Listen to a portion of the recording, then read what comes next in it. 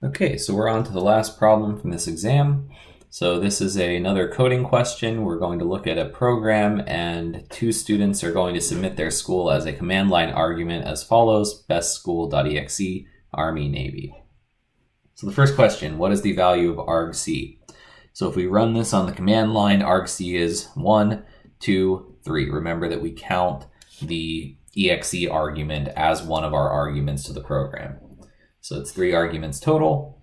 That means argv is an array with 3 elements that we index starting at 0. So what is the value of argv0? Again, remember that this is part of it, and we start array indices at 0. So this would be 0, 1, and 2 in argv. And so bestschool.exe or /bestschool.exe is our answer here.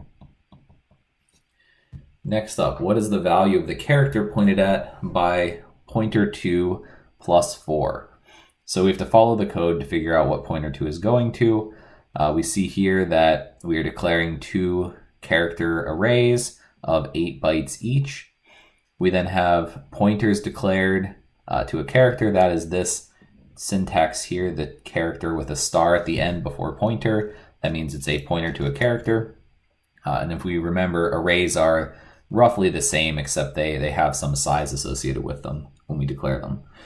So here we assign aliases. So we're just making pointer 1 equal to school1, which means we can basically just substitute those names wherever we want to. And pointer 2 is equal to school2. So then we copy argv1, which is Army, into pointer 1, which is aliasing school1. So school1 and pointer 1 are going to be pointing to Army, the first character of it. So this is school1 and pointer 1. Those are both pointing there. And then the next line is going to string copy into school2. So school2 and pointer 2 are both pointing to the beginning of Navy. So what is the value of the character stored at pointer 2 plus 4? When we're asking for a value here, that means pointer 2 at 4. So we're indexing into that string to see what character is there.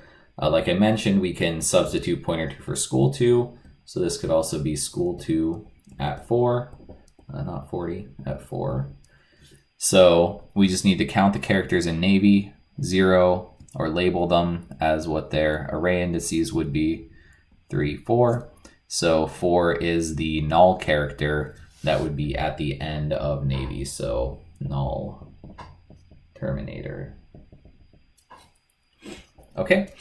For the code above, you will submit an answer with a cadet who is always going to go first and enter Army.